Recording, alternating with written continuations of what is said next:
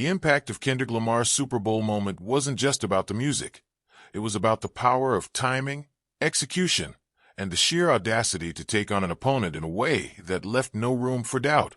This wasn't just a rap battle anymore. This was legacy-defining. For months, the tension between Kendrick and Drake had been brewing.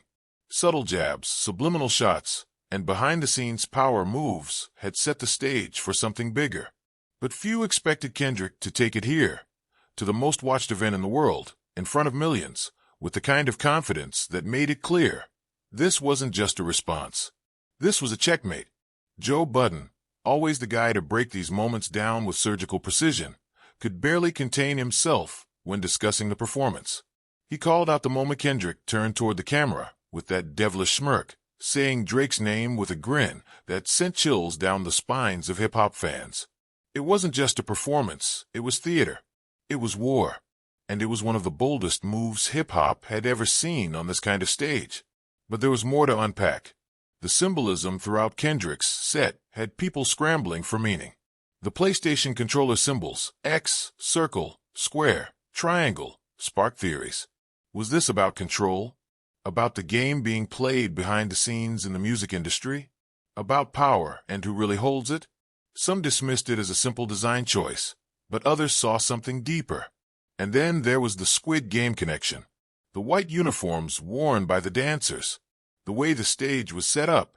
The eerie, almost dystopian feel of it all. Squid Game is a story about the rich controlling the poor, forcing them to fight for survival. Was Kendrick making a statement about the state of the music industry? About the way artists are treated? About the industry giants playing chess, while the artists are just pawns? One thing is certain. This wasn't just a halftime show.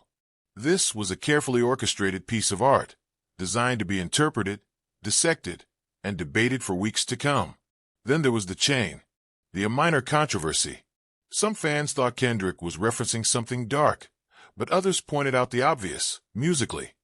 A minor is just a chord, and Kendrick's company logo, which features two kids holding up a lowercase a, seemed to tie it all together. Was this intentional? Was it another layer of meaning? Joe Budden and his crew debated it, but the conclusion was the same. Nothing Kendrick does is an accident. If it was there, it was meant to be seen. So where does this leave Drake? The Toronto rapper has built a career off being untouchable. He survived beefs with Meek Mill, Pusha T, and even Kanye West. But this felt different. This was public humiliation on a scale that even Drake might not be able to spin. He took to Instagram, posting cryptic messages and playing it off like it didn't matter. But everyone knew it did. Because no matter how cool he tried to act, the reality was undeniable. Kendrick just made him the butt of the biggest joke in hip-hop. The problem for Drake now is, what does he do? If he responds, he risks looking desperate, like a man trying to fight a battle he already lost. If he stays silent, he confirms what people are already saying, that Kendrick buried him at the Super Bowl, and there's nothing left to say. The culture is watching. The industry is watching. And no matter what Drake does next, the reality is this.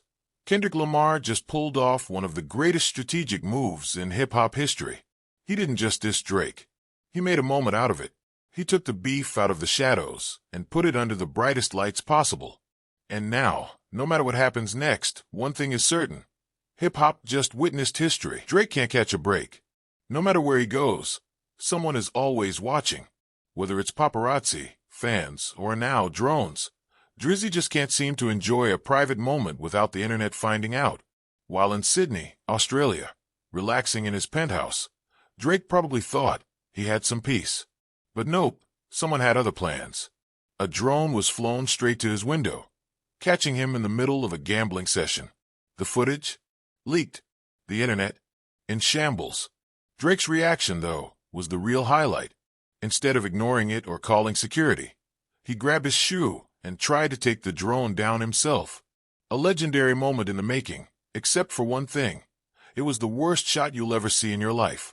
The shoe flew and missed completely.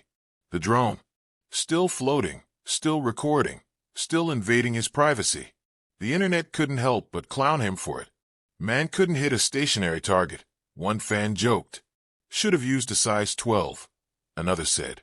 But honestly, Who could blame Drake for trying? At this point, people will go to any lengths to catch a glimpse of his life.